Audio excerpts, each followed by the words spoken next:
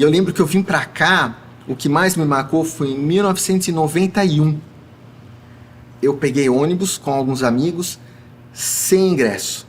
E a gente veio assistir... 91, 92. É por aí. Faz tempo. E a gente veio assistir o Beaux-Arts Trio. No Beaux-Arts Trio, aquele concerto, eu lembro que a gente conseguiu os ingressos na hora, né, que sobraram, e a gente entrou na louca, a gente pegou um ônibus e veio para São Paulo para assistir ao concerto.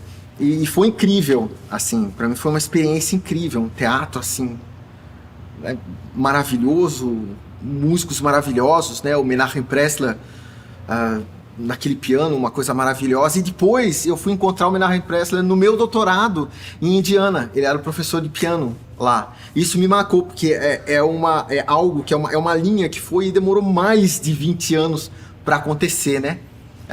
Para ligar de novo ao Menachem Pressler e eu lembrar desse concerto. Então esse concerto sempre foi muito importante. E um pouco é isso. Eu voltei para o Brasil, eu visitei esse teatro de novo, né, como profissional, tocando, seja cachês ou com orquestras, vindo para cá. Meu irmão ganhou segundo lugar do concurso Eldorado nesse teatro e eu chorei muito no banheiro masculino porque eu estava mais nervoso que ele. E a gente fez com o conjunto de violoncelos um Eldorado antes, o concurso Eldorado com o Cello em Sampa, que era o conjunto de violoncelos, e foi nesse palco também. Para mim foi marcante essa época. Tanto eu lembro muito mais dos concertos que eu assisti do que das vezes que eu toquei, apesar de elas serem muito importantes para minha vida. Mas os concertos foram tão marcantes na minha vida, no que seria a minha vida futura, que é hoje, que eles me marcaram muito mais. Principalmente esse de 1991, se não me engano, com o Beaux-Arts Trio.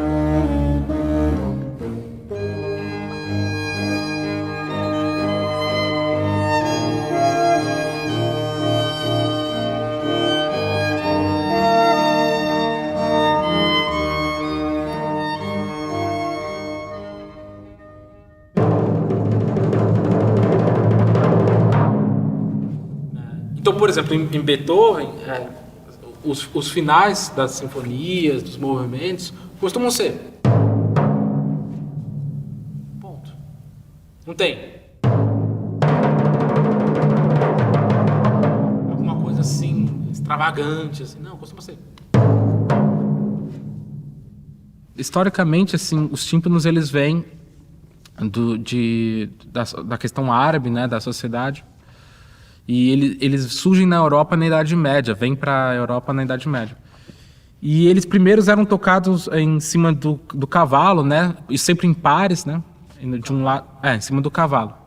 Em cima do cavalo, um par, por isso que já tinha essa diferença de tamanhos, né? Porque quando você vai montar no cavalo, você precisa ter um lado de apoio, né? Então você precisa ter um tambor maior do outro lado, um tambor menor de um lado. Além da questão da diferença de som mesmo, de altura, né? Então foi utilizado questão militar muito forte, junto com os trompetes, por exemplo, né? Como tem vários toques de o exército avançar, para se escutar distante, então tocava os tímpanos, né?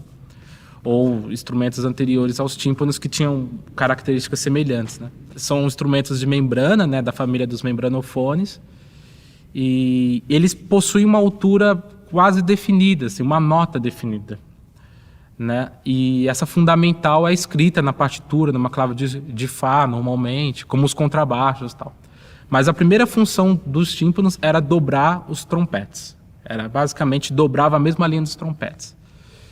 E depois começou a tocar partes próximas de trompa e assim por diante. E no Beethoven, que é o santo principal, ele transforma a escrita para tímpanos, porque ele começa a fazer outras combinações do tímpano. Tímpano com contrabaixo, com cello, com outros instrumentos, e tímpano solo, né? O famoso solinho da Nona Sinfonia de Beethoven, no segundo movimento, que tem o tímpano, né? É o nome do tímpano. Ah, sim, tem essa questão, se eu toco bem no centro, né? Eu tenho um som mais seco, né? Com esses parciais agudas e pouca fundamental. Tem pouco a nota, né? A altura. Você tem mais o som da percussão mesmo, o som percutido.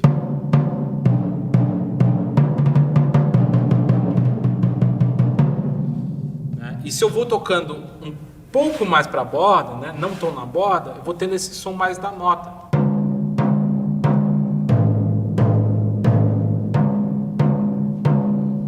E eu posso ir tocando cada vez mais para a bordinha.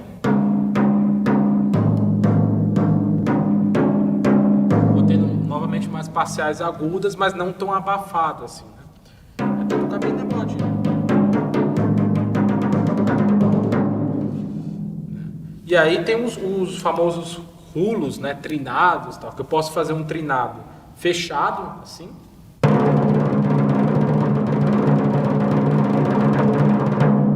Eu posso fazer ele aberto, né, assim. Como os tímpanos estavam muito ligados a essa questão do paganismo, a questão inclusive africana depois, né? Então, não se podia utilizar outros instrumentos. Aos poucos, os instrumentos da banda turca, né, otomana, você vê toda essa influência aí árabe, né, na música de concerto. Ali no Mozart, nesse período mesmo, do clássico ali, e começou a vir muito essas bandas otomanas, bandas turcas, né, ortodoxas, tudo mais. E aí começou a se introduzir na ópera, principalmente. Só que não eram partes escritas. Então, assim, eram partes que se improvisava. Entrava uma cerimônia na ópera, tinha alguma coisa cênica na ópera, entrava uma banda turca. E aí depois começaram a colocar nas aberturas, né? Mozart coloca nas aberturas, finais, e vários compositores ali clássicos começam a colocar essa banda turca. Que banda turca é basicamente aquele pratos, né? Pratos, triângulo e bumbo, assim. Tem outros instrumentos às vezes, mas é basicamente esse. E normalmente eles tocam tudo homofonicamente, tudo juntinho, né? Como se fosse uma banda, banda mesmo, né? Marcial, né? Inclusive, Beethoven também coloca uma banda na sinfonia, né? Coloca esses instrumentos na Nona Sinfonia. Lembra, no último movimento, ele coloca o coral, que é uma coisa inovadora, mas também coloca uma banda popular, porque querendo não, é uma banda de rua, né?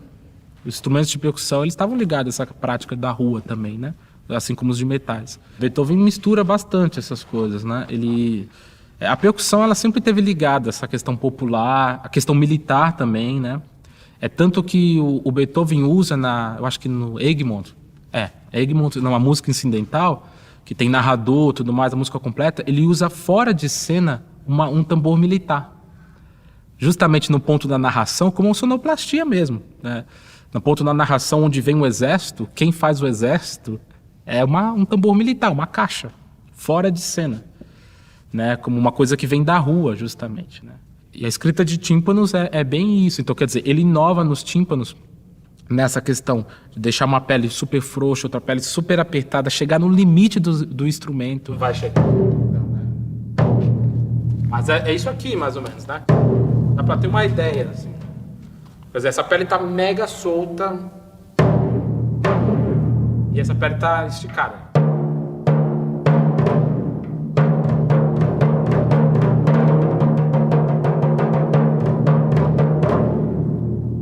É por aí. Ele buscava uma sonoridade completamente esquisita, né? Pra época.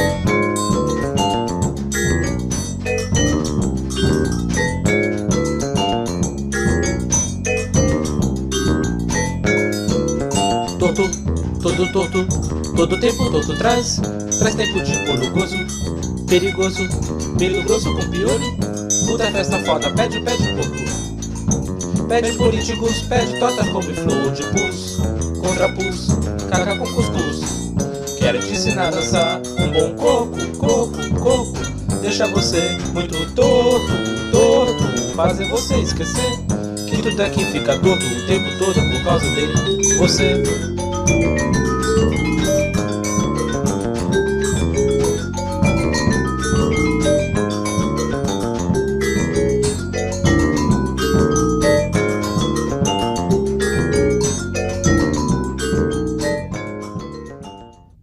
E criamos o Clássico das Ruas, que eram os músicos clássicos, Bach, Beethoven, né? Toda essa galera aí de miliano tocando, e a gente tentando de alguma forma nos colocar também na música deles e também trazer a música deles pra gente, né? Porque acho que tem o inverso.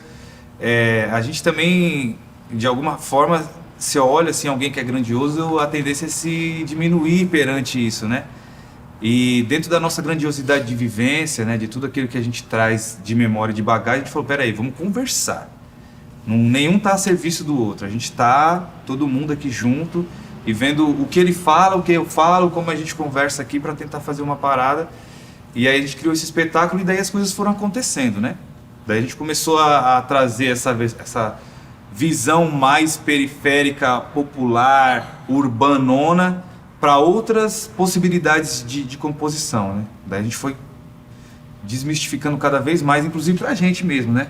Putz, vamos pegar uma técnica X para trazer para cá, e essa técnica, como ela é incorporada no que a gente já tem, como ela se mescla aqui, e aí a gente vai fazer uma parada, né?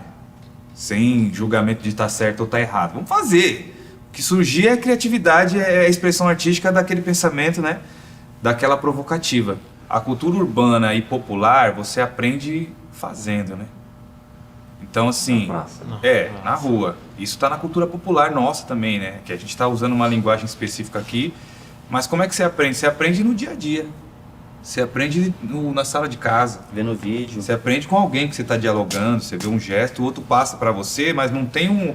Hoje até tem, né, mais estabelecido assim, mas não é uma didática tão cartesiana estabelecida, né? Vamos daqui para cá. Não. É isso, a gente tem esses movimentos. Ah, como faz isso? Ó, isso faz assim. Cara, é tradição oral. Você vai falando, o outro vai entendendo ali na hora e a coisa acontece. E também onde que a gente mora lá na periferia, praticamente também onde começava a ver mais ao vivo mesmo era nas quermesse. Quando tinha as quermesse, toda quermesse nas quebrada, sempre tinha gente dançando, então era o único lugar que a gente via, porque o céu não tinha ainda, era pouca coisa, a escola era difícil de ver, televisão passava raramente, de alguns canais, alguns clipes, mas sempre que você tinha época de quermesse, podia ir na quermesse, começava a tocar os black, já abria a roda, os caras já abre, expulsando, lá vem aquele lá metendo mortal lá de baixo, vai! Aí você começava a olhar assim, foi assim também que eu comecei a ter meu primeiro contato, vendo primeiro, aí depois eu descobri, através desses mesmos pessoal que o Carlos falou, que a primeira vez que eu vi pessoalmente era ele, dançando, eu nem sabia direito quem era, só vi um moleque pulando, todo mundo na escola, chegando na quadra, o moleque pulando, eu falei, caramba, grava aquilo, cara. Aprender. A forma de aprendizado ainda continua sendo uma coisa meio que não oficial, uma coisa tipo Corrantan decide que ele quer fazer cravos, ele procura um fabricante e se oferece para trabalhar com esse fabricante por um número de anos enquanto ele aprende isso. É uma ideia que vem desde o século 17, 18, todo mundo fazia dessa forma. Simplesmente porque não existe escola que ensine esse conhecimento, que existe essa disciplina de fabricação de cravos. Existe uma escola na Alemanha, uma escola técnica, eu acho, que ensina um pouco, mas ela também meio que passa por cima, assim, não entra em detalhes. Eu acho que para você entender mesmo a utilização da ferramentaria, da madeira, a técnica da madeira, você tem que trabalhar com o luthier e ficar um bom tanto com ele para aprender. Por que os mestres de cultura popular normalmente são idosos? Eles construíram a sabedoria ao longo da vida, ao longo da prática, né? Vai falar um mestre de capoeira, um mestre de maracatu, normalmente são idosos. Ele passou a vida inteira, desde criança, convivendo com aquilo, dançando, tocando, ouvindo, e ele foi praticando, e ele foi conquistando a sua sabedoria. Assim como Beethoven fez. O nosso comprometimento com a arte, ele parte de um lugar muito natural, assim, sabe? Claro que tem a responsabilidade, que acho que essa é a palavra, a gente é responsável por aquilo que a gente faz, mas a gente entra num lugar de vamos fazer, vamos viver isso daqui, experienciar, cada um vai tirar uma vivência, né? Em determinado momento o Carlos falou, putz, agora eu preciso dar uma descansada, vou viver umas paradas, o Alfa, mesma coisa. Ó, rapaziada, tô aqui, mas preciso me alimentar de tal coisa, aí volta, ó, aprendi isso daqui, vamos trocar?